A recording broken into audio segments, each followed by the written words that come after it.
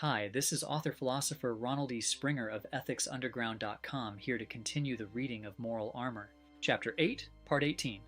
The third phase of a spirit murderer's consciousness. Evasive action. Perversion of purpose. Please hit like and subscribe before we dive in. Madness unleashed respects neither reason nor boundaries. World War II adage. We hear that the good always prevails, but the truth is often the best don't win. They get taken out by weapons that are not in their arsenal. If the only human danger were crude gunmen, burglars, and other easily identified criminals, common law would be enough to safeguard civilization. The real danger is philosophical subversion, the false ideas behind human action and thought, relationships, art, and the social institutions designed for the supposed benefit of all. The confusion suppresses motives one level lower to hide the true premise and intention of either side, that of life or death. This isn't accidental, of course. When an army is in front of a large gun, it will mix with the opposing side to nullify the weapon.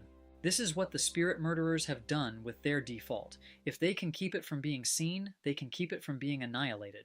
Their death patterns are interwoven throughout all living structures, intending to choke the virtue out of them eventually. Sickly enough, in our own moral confusion by apologizing for our capacity to live, we have woven ours around theirs as well. It is time to choose sides openly. A random thug harms us once.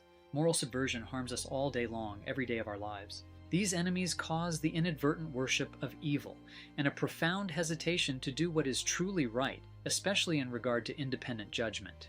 Philosophical subversion has us supporting foolish and embarrassing moral premises with many futile and destructive consequences. It has parents wishing for their children's success while unwittingly working for their destruction. The extra effort of reinforcing them with unquestioned moral dogma only serves to hollow them out, making success more difficult to achieve and life's enjoyment nearly impossible. Growing up, I heard the same mindless explanations everywhere I went, the same rehearsed quotations, the same heated theatrics, and the same spiritual threats. I found it shocking that the product of adult minds often became raving lunacy. Struggling with such hand-me-down moral nonsense led me to the discovery of what it was actually damning: life and cognition. With the moral brainwashing I suffered, I remember the extent to which I was drawn in. I'd be driving along thinking, if I adjust my seat back a little more, I'd be perfectly comfortable, but I wouldn't do it. To do anything totally for myself was regarded as wrong, as selfish, so I would delay doing it, or try to ignore that I was doing it, so I didn't have to feel guilty. I'd feel guilty about taking extra creams for my coffee. I'd feel guilty for getting a good parking spot, being first at a light, or standing ahead of someone in line. Now tell me, is this a sound preoccupation for any productive mind? Why did I torture myself? Because I took this morality very seriously, not realizing that insane torture was its intent, and the more introspective its victims are, the more thorough is its harm. The consequences go much deeper than such shallow diversions. They go right to the wall.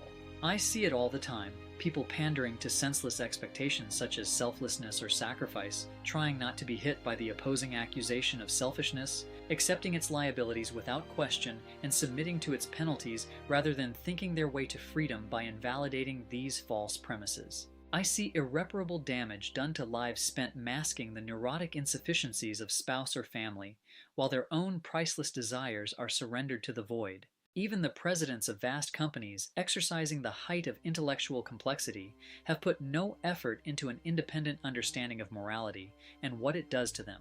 They never ask the crucial question whether or not the premises they serve are rational, whether or not they deserve any guilt in the first place. The malady reminds me of a comedy I once saw, where two Catholic schoolboys were waiting in line for confession.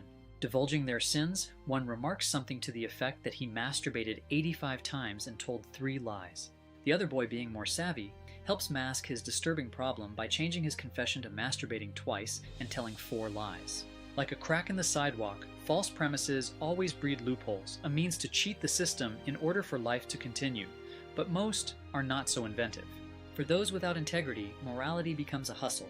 For the straightforward, it becomes guilt. Most process the cheating as one more moral flaw, pushing them further away from the actual truth about themselves.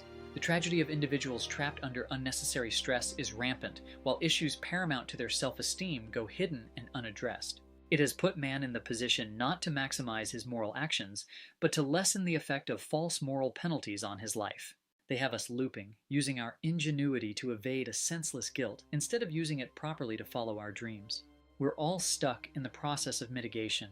when at any time we could choose to just drop their code, the unchosen obligations, and false burdens altogether. Otherwise, the resultant manifestations into false epistemological chaining are endless, always degenerating into the senseless sidetrack of deflection and justification on one side, and the gluttonous determination of punishment and value seizure on the other. The fiasco burns energy for no productive purpose, driving the victim to cave in on himself and fry, like an adding machine run amok, while he is stripped of values by his accusers. Doesn't it sound familiar? Like hoodlums keeping your mind occupied while others go through your pockets, it is a vast problem and begins as an exclusive outgrowth of the fear-driven mindset. That's all for now. Next up is Enterprise of Mind. I split these videos up by subject so you'd have a better chance of finding moral armor, and then perhaps go through the whole thing for free. Why? To help create a leader in every life. Sound civilization stair-steps up from sound coherence, to sound individual, to productive groups of mature individuals. Self-hatred drives fear-driven people in our world to wipe out the individual, so we all need moral armor to protect ourselves and the future of mankind. Click subscribe and leave a thumbs up if you'd like to help wipe out moral confusion fast and make the world a better place.